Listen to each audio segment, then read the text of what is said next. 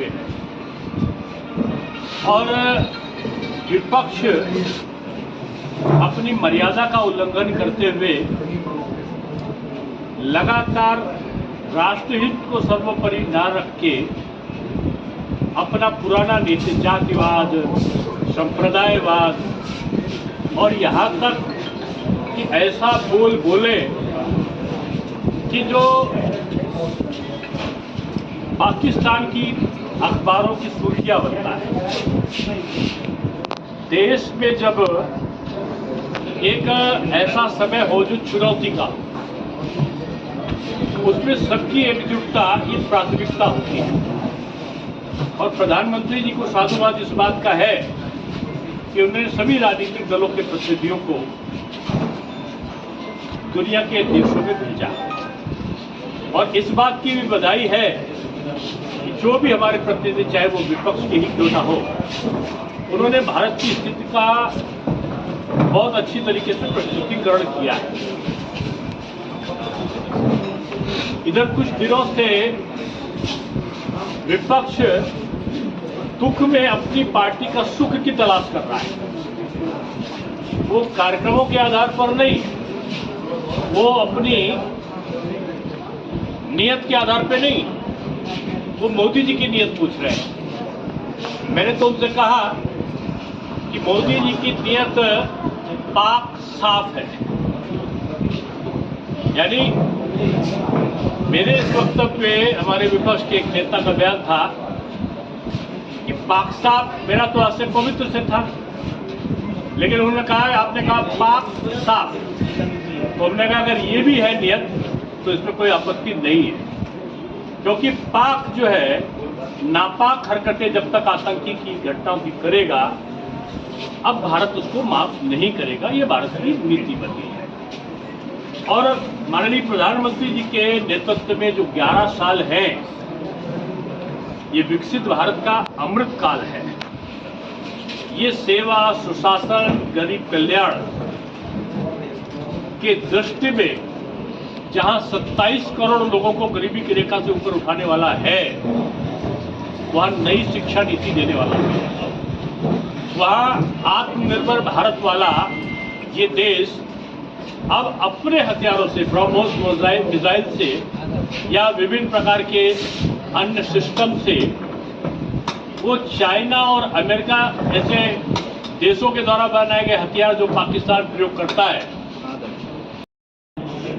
और बहुत बड़े बड़े जिनको कहना चाहिए, अब वो रेलवे स्टेशनों को भी हवाई अड्डों की तरह बनाने वाला अब ये भारत बन चुका है।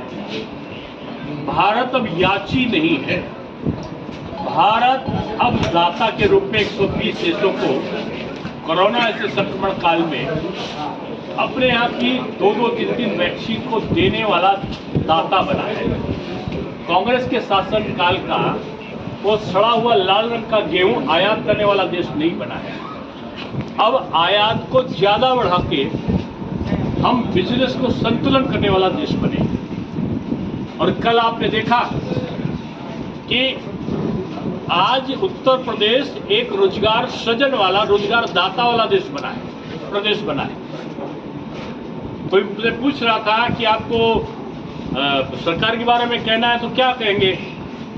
हमने कहा कि निष्पक्ष, पारदर्शी, न खर्ची न पर्ची वाला रोजगार देने वाला ये उत्तर प्रदेश बना है। ये निष्पक्ष है, पारदर्शी है, न खर्ची न पर्ची है, यहाँ केवल योग्यता है और योग्यता के आधार पर लोगों को रोजगार मिले, यानी नौजवानों का भविष्य खेल को अग्रसरित करने वाला ये उत्तर प्रदेश है। मैं जो कहना चाहता था कि जहां भाजपा की सरकार है वहां गरीब का कल्याण है, जहां भारतीय जनता पार्टी है वहां तकनीक है, वहां तरक्की है, वहां अब सुशासन, अब संस्कृति बन चुका है। इसलिए जो 11 साल है वो हमारे गौरवपूर्ण शासनकाल रहे हैं। अभी मुझे लखीमपुर जो आज आना हुआ, आज तो मेरी प्रसन्नता का बहुत बड़ा दिन है। आज मुझे इतने पुराने कार्यकर्ताओं का, हालांकि मैं लगभग अभी कई बहुत ज़्यादा संख्या में मैं जिले जिलों गया हूँ और पुराने कार्यकर्ताओं के बीच में ही मुझे एक निरंतर सुधार अपने आप में करती है। जो अपने में सुधार करता है वही आगे बढ़ता है। और निंदक नियरे राखिए, हमारा छोटा सा कार्यकर्ता भी प्रधानमंत्री जी अगर बता सकता है कि आज मोदी जी आपने, मैं लखनऊ का अटल जी के चुनाव का प्रभार मेरे पास आखिरी चुनाव में था, एक छोटा सा कार्यकर्ता आया और उससे लोगों ने रोका, नहीं अटल जी का नहीं आने दो।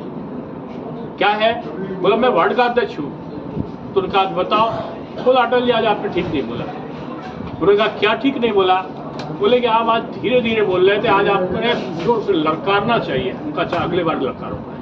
तो लोगों ने कहा ऐसे कह के चला गया। बोले यही कार्यकर्ता का फीडबैक नहीं लूंगा तो मतलब दुनिया का एक सबसे बड़ा व्याख्याता और उससे एक छोटा सा कार्यकर्ता कर रहा, उससे वो पूछ रहे हो मान रहे हैं। ये बीजेपी की विशेषता है। आखिरी प्रश्न मेरा सिर्फ है कि गुजरात के आप रहे हैं, बस अभी कांग्रेस की बात होगी, गुजरात के आप प्रभारी रहे हैं, उत्तर प्रदेश की राज्य और उत्तर प्रदेश की राजनीति, गुजरात भारत का एक बहुत ही महत्वपूर्ण और प्रधानमंत्री नरेंद्र मोदी की हरियाणा का भी रहा हूँ, महाराष्ट्र का भी रहा जो भी, लेकिन गुजरात सबसे ज्यादा चर्चा में रहता है चीज की। गुजरात और उत्तर प्रदेश की राजनीति में क्या ऐसा आप चाहते हैं उत्तर से बदलाव हो, जो गुजरात में जो परचम लहराए, चाहे वो सांसद की सीटें हो या जो भी हो, और वही ख्याति उत्तर प्रदेश में? देखिए, अब उत्तर प्रदेश में समझता हूँ कि बहुत तेजी से आगे बढ़ने वाला प्रदेश बन चुका है, विकास के दौर में भी और संगठन के दौर में भी। आज जो अभी अनूप जी ने भाषण में कहा था, जो पन्ना वाला सिस्टम हमने वहाँ पे गुजरात में किया था, तो आज उत्तर प्रदेश में बाखूबी गठित है। आज हमारा बूथ का कार्यकर्ता, बूथ का अध्यक्ष और पन्ना प्रमुख, आज हमारी आप रजिस्टर किताब लेके फोन करके पूछ सकते हो क्या करना है। तो मैं समझता हूँ कि भारतीय जनता पार्टी पूरे देश में, मैं राष्ट्रीय सदस्यता प्रमुख था और भारत में माननीय अमित शाह जी के नेतृत्व में मैं उपाध्यक्ष था, तो दुनिया की सबसे बड़ी पार्टी बनी और आज उसमें और वृद्धि हुई है। मैं कह सकता हूँ कि भारतीय जनता पार्टी का खाका एक रूपता के भाव में है। 2022 के सापेक्ष 27 में विपक्ष को कितने देश? और विपक्ष अगर 2 अंकों में आ जाएगा तो उसको अच्छी सफलता है। शर्मा जी, कल लखनऊ में केंद्रीय गृह राज्य मंत्री केंद्रीय मंत्री आपके अमित शाह जी थे, उन्होंने जो भाषण दिया वहाँ पर अपना मित्र बोला डिप्टी सीएम केशव प्रसाद मौर्य जी को, उसको लेकर समाजवादी पार्टी अखिलेश यादव खुद ट्वीट कर रहे हैं। क्या वो चाहते हैं कि इनको कहे मेरा शत्रु? एक को मित्र कहा उन्होंने, बाकी को डिप्टी सीएम और सीएम करके कहा। तो इसको लेकर अखिलेश यादव ने ट्वीट किया है कि मित्र, एक मित्र, और इश्तेहार पर उनका फोटो नहीं, तस्वीर नहीं थी, उनका चित्र नहीं था। तो कैसे ऐसा वो लोग कहते हैं। मैं किसी नेता की टिप्पणी पर टिप्पणी नहीं करता, लेकिन बहुत अभी अरसा आएगा जब Samajwadi party, Congress party, Bharatiya Janata party के कार्यकर्ताओं का सम्मान का भाव जो उसके नेता के मन में रहता वो समझ पाए। उनके वहाँ तो लालू यादव जी के चरण पे उनके मित्र